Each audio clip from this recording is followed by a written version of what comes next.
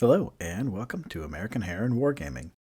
Today, we've got another game of Fallout Wasteland Warfare on deck. Most often, I'm playing Wasteland Warfare by myself against the AI, but today's game is a bit special, because I actually found someone else who plays this game. So we got to go head-to-head at a local game shop. We're using the end-of-the-line scenario from the Caught in the Crossfire expansion. Today's scenario is set along the streets of a seemingly abandoned village that has a still-active radio tower. The scenario rules are fairly straightforward. At the end of each round, whomever has more non-creature models within yellow distance of the radio tower scores 1 point.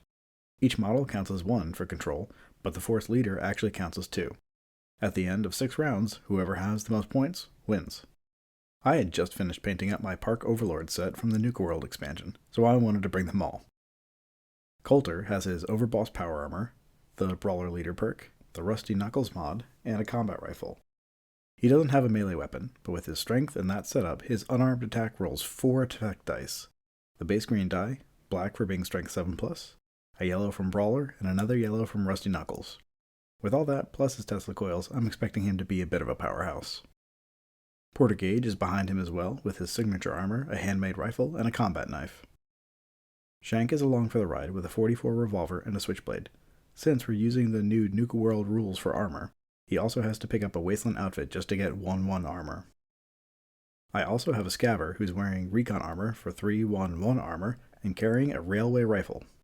And a Psycho who has a lead pipe, a Wasteland outfit, and a dose of the Fury Chems.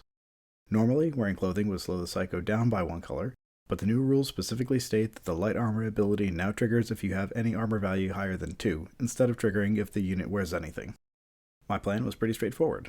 Send Colter forward to sit on the objective, have Gage and the Scaver snipe away at the melee units, and the Psycho should sneak around the side and screen. And Shank just sort of fills whatever role we need a little extra help in. My opponent's Super Mutants had an even simpler game plan. Charge! The Overlord led the pack with their only ranged weapon, a light machine gun, and also a nailboard. There were 3 skirmishers, 1 with a sledgehammer and 2 with pipe wrenches. 2 of them also had armored pads for some strong armor, and I think all of them had chains, but I'm not sure. They also had 2 mutant hound fiends, which I didn't realize had a strength of 7, so they hit extra hard. We got everything set up, and then with fewer models the raiders got to go first. We both took turns readying up our models until everyone except 1 mutant was ready, and then just did an I go, you go turn. My first action of the game was to reveal a searchable marker, and it ended up throwing a point of nuke damage into Shank. Wonderful. On the other side of the field, my opponent got a free item, which was a baseball grenade. The raiders mostly just moved up. Colter only moved once and prepared, but everyone else double moved. No one could reach the scoring radius for the radio tower, so we just got into cover to set up for the next turn. The only exception to that was the Psycho, who tore up the side of the backside of the Red Rocket Station, ready to pounce on the next turn. The mutants also just advanced. The Overlord and 1 skirmisher pushing towards the middle, and each flank had a skirmisher and a hound running alongside it. The event for turn 2 is the arrival of a new stranger. I dropped it down close to Shank, but wasn't quite sure how much I wanted to commit to it. Going first, my Psycho popped their Fury Chems and charged into the mutant hound. It took both actions, but I figured that with the chem armor, they would survive the counterattack. And I was completely wrong on that front. The Psycho got ripped down by the mutant hound fiend. With the new armor setup, starting with a basis of 1 physical armor and buffed by 2 is good, but not unassailably good. Also, I'd not realized that these monsters have a natural strength of 7, so they get to roll an extra black die on the top of the usual Houndbite special. Yeah, they only have 4 HP, but if they get to you, or if you're dumb enough to charge into them, then it's a bad time. Things start to get a bit spicy in turn 2. Colter moves up into the center, but catches a baseball grenade from one of the skirmishers. That breaks his power armor, so I don't get to try out his Tesla coil effect at all, which is a bit disappointing. The Super Mutants also get to move their leader up to control range of the center, so with the leader and 1 other model, they get to take the point. Gage and the Scaver took up positions inside the Red Rocket and prepared, but only 1 of their prepared shots hit, getting a point of damage into the skirmisher that charged Colter. Shank moved up and prepared, but I forgot that while the .44 has a decent range for a pistol, it's still a pistol, so he might need to move up a bit more if he wants to have any hope of being productive. The last skirmisher in the north section of the board went for an item, but it was just a cap stash, so no effect in the game. As Colter's Tesla coils fizzle out, a lightning storm kicks off turn 3. We'll see if anyone gets zapped. Colter swings away with his power-armored fists, but only manages to get 4 points of damage in across both attacks, with 1 being mitigated by the strong armor token. Normally that wouldn't be too bad, but we're lagging a bit behind, so could have definitely used a big swing in our favor.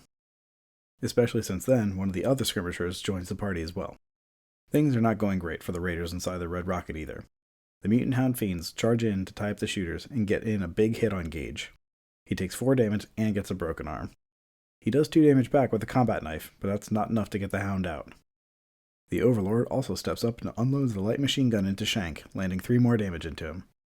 Things are looking a bit bleak for the raiders, with everyone tied up, bleeding, or in some cases, both.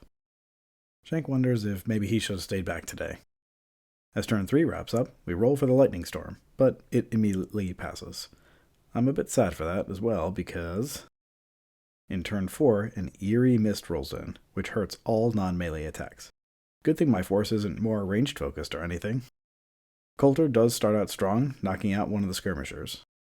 But just as soon as one drops, another one comes in and joins the party. Between the two of them, they're able to batter Colter's armor into pieces. The Mutant Hound Fiend drags Gage down, but gets finished off by Shank, who then charges into the remaining Fiend, which then drops him. The only surviving raider, the Scaver in the corner, fails to put anything into the Mutant Hound Fiend while shooting inside melee. The Super Mutants net their 3rd turn of controlling the center point, and we call it there.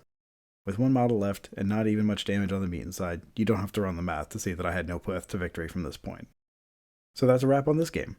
It was great to actually get to play against a person at a normal game scale. I've played some PvPs before, but those were with much larger lists. I was actually surprised by how fast the game can move when there aren't so many models per side, and each player is dealing with moving their own models and tokens. It was a bit of a shame to have such a decisive loss, but I think I was just so excited about putting new models on the table that I kind of forgot to consider my strategy as much as I should have. Those shooty guys weren't helping to control the board center, and I sacrificed my Psycho for basically no reason.